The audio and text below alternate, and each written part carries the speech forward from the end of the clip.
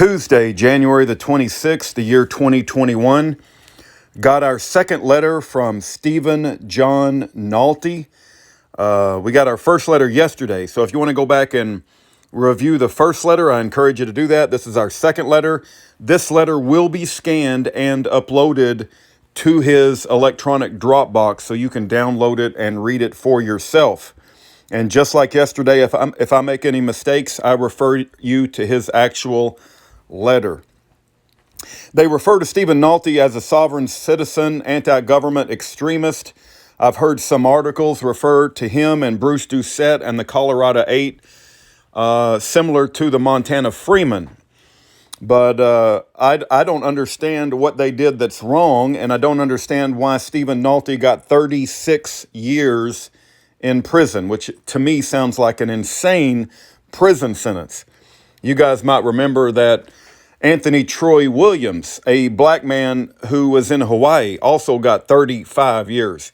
Anybody who stands up to the system and exposes the corruption and tries to hold lawyers, judges accountable, they throw the book at them and then some.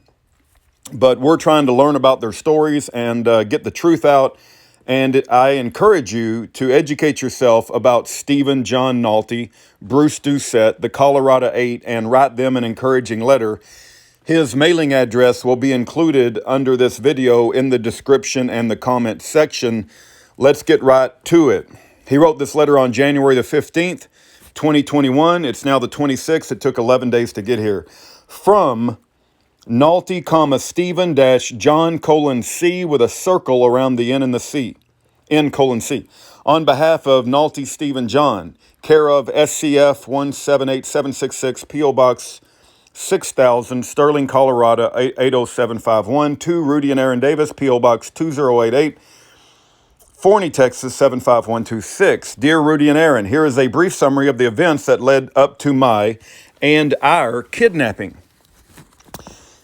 We the people have a de facto acting as if they were lawful government, pretending to be, and our de jure by lawful right government. We, parenthesis, dozens of people within the geographic boundaries of Colorado, close parenthesis, became determined to do something about the usurpation and corruption by the public servants who have breached their oaths, dishonored the constitutions, and refused to obey God's law, the rule of law, and even their own man-made color of law statutes. Their arrogance and dictatorial attitudes were and are unacceptable to us. We formed a de jure assembly and then a de jure grand jury. We audited their oaths and of office, finding that over 400 of them failed to qualify for their office, thereby occupying a vacant office, embezzling public funds. We did everything openly, honestly, and on the public record. We indicted many of them, published 24 notices of fraud, gave them notice, and not one of them showed up for their trial. They were convicted. We prepared Constitution citation criminal complaints, which contained ledgers showing what they owed the people, and delivered them to the U.S. Attorney's Office, 10th District, who did nothing with them except turn them over to the FBI. Later, we learned the FBI had infiltrated us with embedded informants. Wow, why am I not surprised at hearing that? The FBI always does that. If you guys don't know the name of our website, other than Year of Jubilee, Jubilee spelled with one E, just like it's spelled in the King James Bible, the other name for the same website is IHateTheFBI.com. They are absolutely children of the devil, anybody that works for the FBI. So Stephen Nalty writes, the FBI had infiltrated us with embedded informants, not surprised in the least, who lied to us about their true reasons for becoming involved. We took steps to recover the funds that they had feloniously embezzled from the people to be held in a common law trust for the people in Colorado. They fabricated an organized crime case against us, the pot calling the kettle black, and added every other charge they could possibly think of to make sure that we never walk free again. This certainly sounds like Russell Landers with the Montana Freeman. I wouldn't be surprised if they don't make this a federal case and stick them in a CMU prison where they can censor all their mail and live monitor their phone conversations. Absolutely horrific. So let me go back to his letter. They added every other charge they could possibly think of to make sure that we never walk free again. 3 of us are serving up to 40-year sentences. They kidnapped us on the 5th of April, 2017, turned 3 to commit subordination of perjury, and 5 of us are in prison.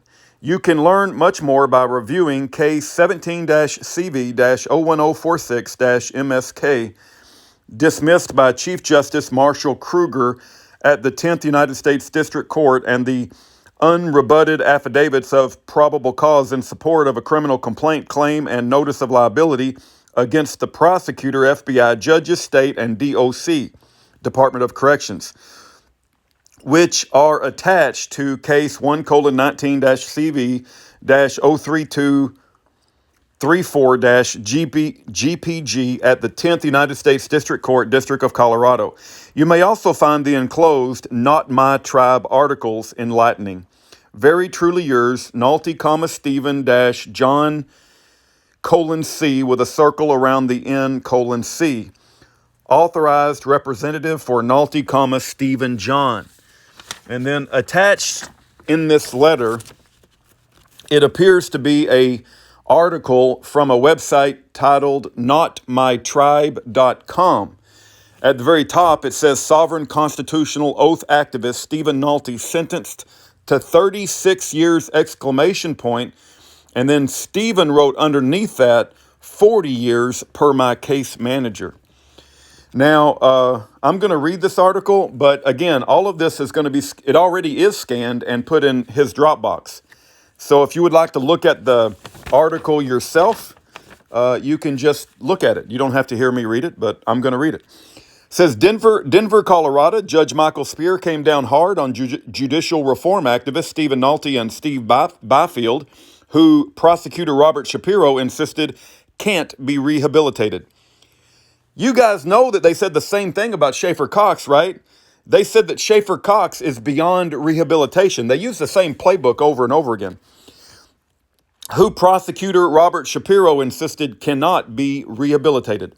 The Quat Byfield received 22 years, and this afternoon the so-called ringleader Nalty was given a sentence of 36 years, although Nalty says it's 40 years, for insisting that holders of public office file oaths secured by bonds as required by the U.S. and Colorado constitutions. Their victims, judges, and officials who were exposed for having sworn no oaths, testified about now having nightmares about the public coming to get them with torches and pitchforks. See, they can do no-knock raids on our homes, and they can kill us, murder our wives, murder our children. You can ask Randy Weaver about that. They do no-knock raids. They can go to the wrong house. They can make up any reason they want to. But if you even insinuate that they might get a no-knock raid from the people who they've been abusing, they're going to send you to prison or kill you.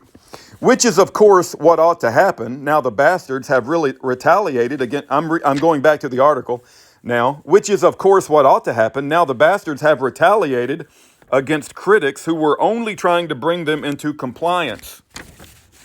The article goes on to say, why should you attend the Denver Nalty Byfield Enterprise trial? Why support the We the People public oath sticklers who the state is prosecuting like a criminal enterprise? A few reasons. Solidarity. Because as hard-headed as they might be, defendants Stephen Nalty and Steve Byfield are still judicial reform activists. Sense of fair play. Half the courtroom gallery is filled with Colorado Attorney General staffers and FBI special agents chumming it up with the jurors and briefing their 3 FBI undercover witnesses, while the defendant, pariah side of the audience, is warned by the judge that even a whisper will result in ejection. Thrills. Where else are you going to see this many federal agents pushing their weight around, barking at you in the hallways, swaggering gleefully about how much smarter they are than the defendants? Pathos. Come watch the assistant fucking Colorado Attorney General. That's actually in the article. That's not me cussing.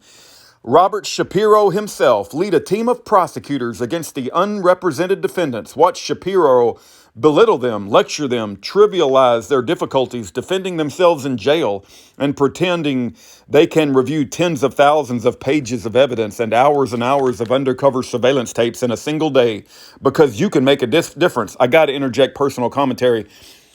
The book, Not Guilty, The Unlawful Prosecution of United States Senator Ted Stevens, also says that the prosecution will turn over gigabytes of information with no time to review it all. And that even Senator Ted Stevens, with all his power and access to expert legal teams and interns, could not review it all. And they don't organize it properly. They did the same thing to Schaefer Cox. They did the same thing to Anthony Troy Williams. Anyway, pretend they can review tens of thousands of pages of evidence and hours of undercover surveillance tapes in a single day because you can make a difference. Come push the FBI guys' buttons. Come witness and document the abuses of the overbearing prosecution team. Come lend public pressure to the judge. Come lend public pressure on the judge whose conscience is already bothering him about how unfair this sham trial has become. And then it says, not the people versus Stephen Nalty and Stephen Byfield, right to an unfair trial. Denver, Colorado. The trial of accused paper terrorists Stephen Nalty and Steve Byfield began Monday in courtroom 2H of Denver District Court. The two faced 28 odd charges from conspiracy, criminal enterprise to racketeering brought by the Colorado Attorney General and the FBI. They were defending themselves in handcuffs. Don't worry, they're holding their own, but already it's day one and authorities are piling on every disadvantage. On Monday, the defendants were cheated of being able to prevent the state from stacking the jury, and they don't even know it. All right, well, that's at notmytribe.com. I haven't been to that website, but if you go there, you might be able to type in Stephen Nalty's name and find these articles. So listen, from what I've learned so far, this man, I am leaning very heavily in my little education about Stephen Nalty that he does not need to be in prison. He's along the same lines as Schaefer Cox, Russell Landers, Anthony Troy Williams, Mike Parsons, and the government hates people who tries to hold public officials accountable and hold them accountable to their oaths of office and doing the right thing and representing the people that they're supposed to be public servants. So I encourage you to write Stephen Nalty a letter. Let him know that you care about him and love him. He is a brother in the Lord, and let him know that we understand what's going on. We understand how bad the system is, and lift up his name in prayer. That's what I encourage you to do. Thank you for your time.